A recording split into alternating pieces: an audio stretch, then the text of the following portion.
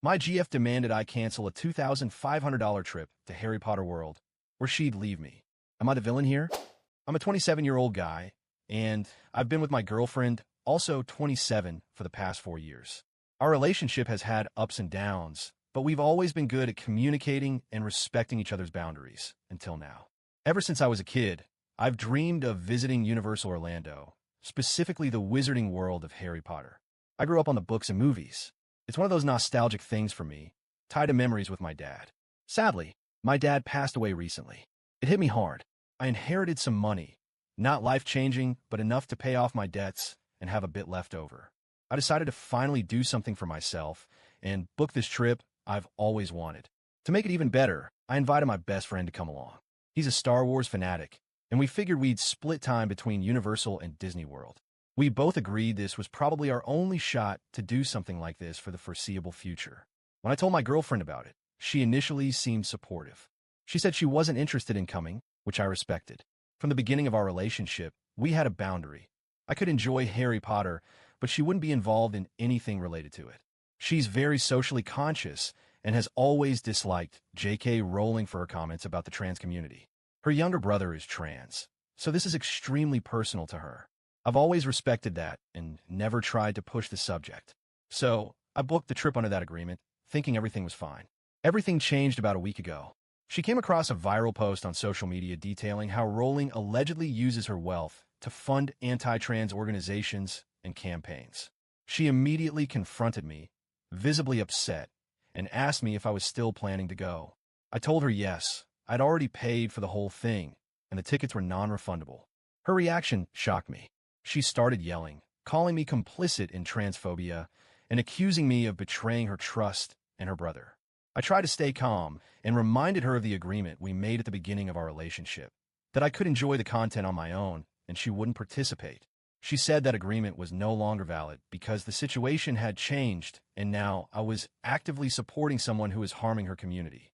She then told me I was not allowed to go. That was the moment I started to feel like this was no longer about moral disagreement, but control. I reiterated that the trip cost me around $2,500, flights, hotels, park passes, everything. All of it was paid up front through a travel agent and marked as non-refundable. At most, I could move the dates, but that would just delay the inevitable, not resolve anything. Her response was, I don't care about the money. This is about the principle. We went back and forth for hours. She was crying. I was frustrated. I tried to explain that I empathize with her concerns, especially since this directly affects her family. I'm not dismissing that. I'm not saying Rowling is a good person, nor am I trying to support her views. I just want to enjoy a theme park based on a fictional world I loved growing up. But none of that mattered to her. To her, going means I'm actively enabling someone who funds hatred. She told me if I go, I'm choosing my entertainment over the well-being of her brother and the values she stands for. I pushed back. I told her it's not a choice between my entertainment and her brother's humanity. It's a choice between attending a vacation I already paid for versus flushing $2,500 down the toilet. She accused me of caring more about money than people. That hurt because I pride myself on being a decent, empathetic person. But at the same time, I'm not sure what else I could do here. I didn't book this trip to make a statement. I did it because life's been rough and I needed something to look forward to. She ended the conversation by saying, if you go, don't expect me to be here when you get back. Now I'm stuck wondering if I'm being selfish or if she's being unreasonable. I genuinely don't know what the right move is anymore.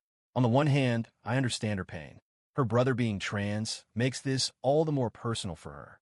And yeah, maybe Rowling is doing things I don't agree with. But I don't think that makes everyone who walks into Universal Studios a bigot. If that's the standard, I think we're all failing it in one way or another.